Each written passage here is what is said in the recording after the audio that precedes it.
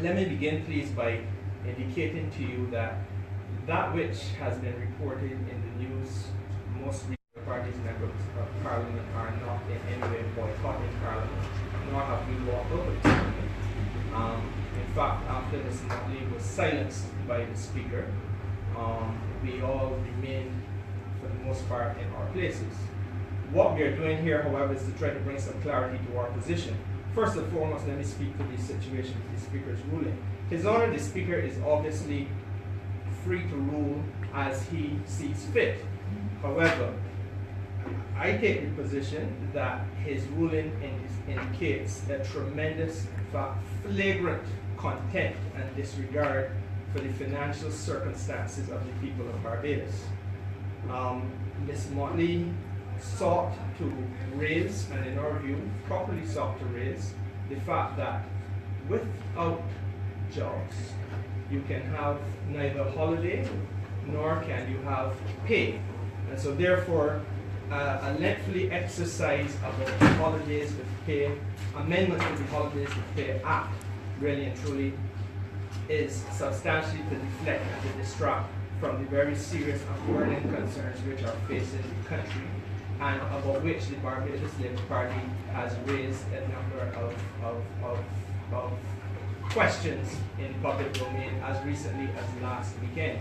Now, last Saturday, I sat here with Ms. Motley, as indeed did Comrade Cynthia Ford and some others, and we pointed out that it was not the Barbados Labour Party that had taken a decision not to accept Barbados's money, but in fact it was the Bank of Guyana that had determined that it would no longer accept Barbados's currency.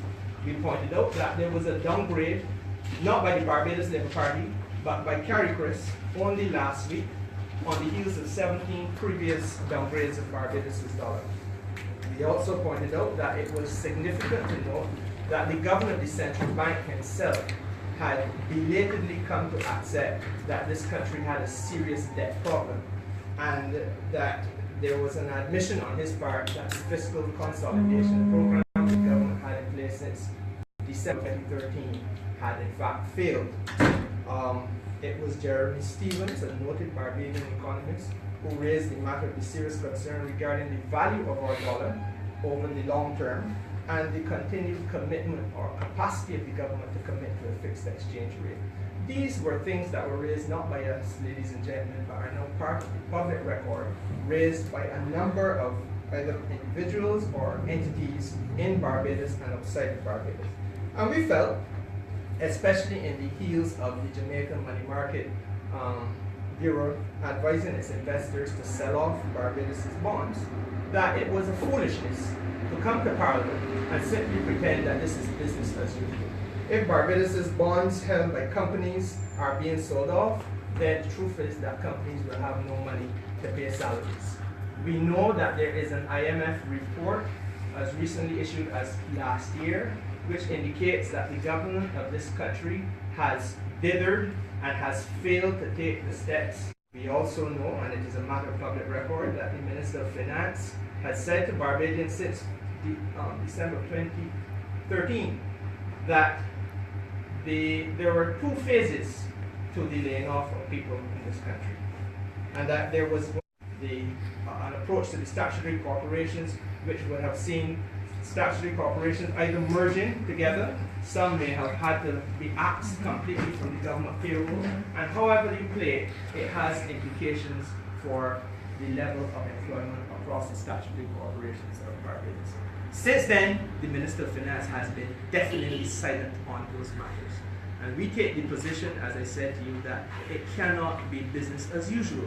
You can't just come to Parliament and go through a circular exercise of me getting up for a half hour, and Mr. Marshall for a half hour, Ms. Ford for another half hour, Ms. Bradshaw for a half hour, and talking about the wonderful thing called holiday with pay, when we know in our heart of hearts that there are 3,000 or more civil servants in Barbados who are potentially still threatened by the circumstances facing this government, and to whom the Prime Minister has not deigned to speak. Yep.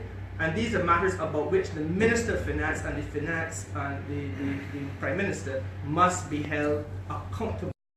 It is our position that in the year 2017, the Barbados Labour Party will be in the vanguard of protecting the people's interests. We will not go through a circus of pretense to create the impression that all is well in the country when we know otherwise.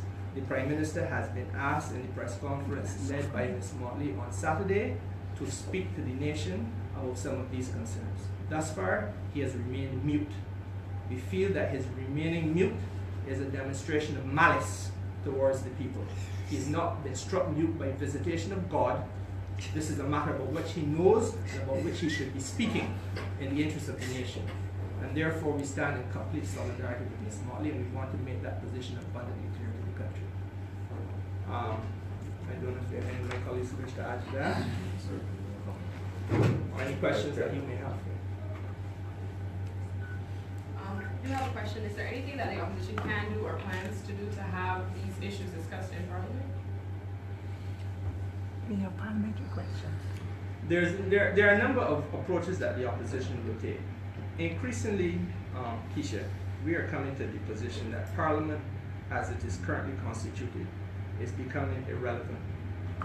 This government is not taking the business of the country seriously, and we may well find that, we have tabled a number of parliamentary questions.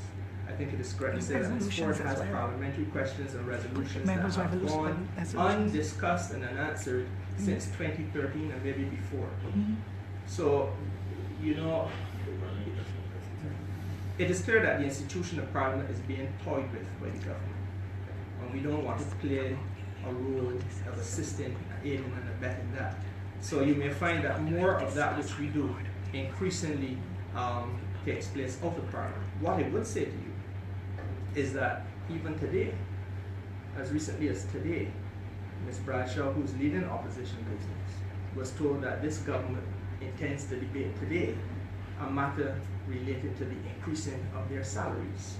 And if a restoration of their salaries, a 10% restoration of salaries for ministers, and we can assure you that if that happens today, or indeed if the day dawns when it happens under this government, then we will not be party to it, and we will not be present on the scene of that crime.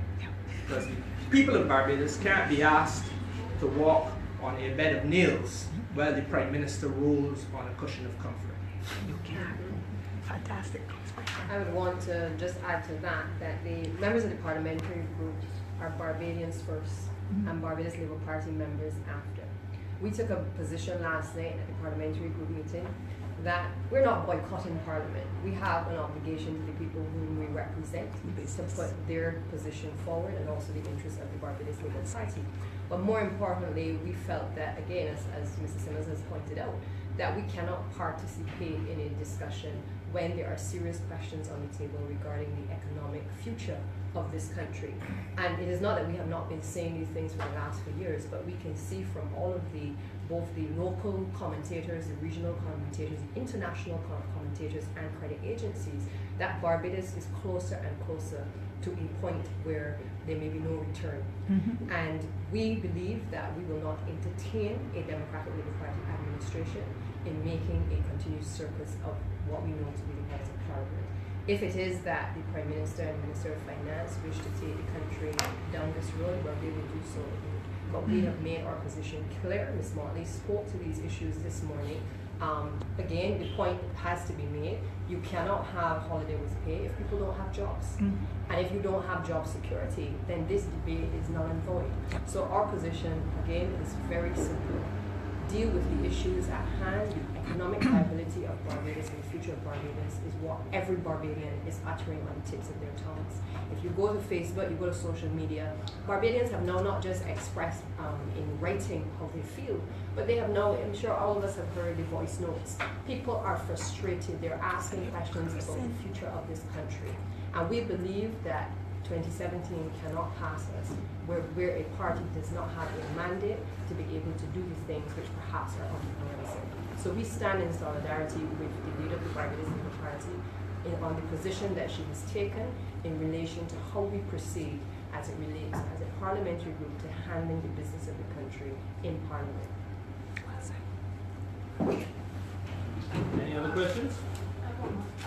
Yesterday, the General Secretary of the DLP referred to the opposition as power hungry and attention seeking. Poor Is fella. there any would you like to respond to that? I would only This say to time was Mr. George Pilgrim three-time that, loser. you know, the time has come to put on his big boy pants. The fact of the matter is that the Barbados Labour Party will be derelict and negligent, derelict in our duty and negligent if we did not, as I said to you before, act as the watchdog on behalf of the people. Everybody in Barbados has heard Mia Motley, Kerry Simmons, Dale Marshall, Santia Bradshaw, and others, and even outside of the party, speak about the danger to this country created by the ongoing printing of money. We are doing that which has never before been done in this manner in the history of Barbados. By printing money, we are artificially creating a level of expenditure in Barbados which is placing our foreign exchange reserves in peril. Mr. George Pilgrim might be well advised to pick up a central bank report and become familiar with the fact that for the first time since perhaps 1991-92, our reserves have fallen below $700 million in December. It is a matter which is frightening because in the middle of the winter season, your reserves should not be falling. If we don't have the reserves, then the goods and services that we buy into this country and we import it cannot be imported. It means that every Barbadian's lifestyle stands to be compromised for the worst. And those are the matters that I would wish to hear George Pilgrim about if he's able to lift his debate level to that level of intellectual exercise and effort. Waste of time. Good. Thank you very much.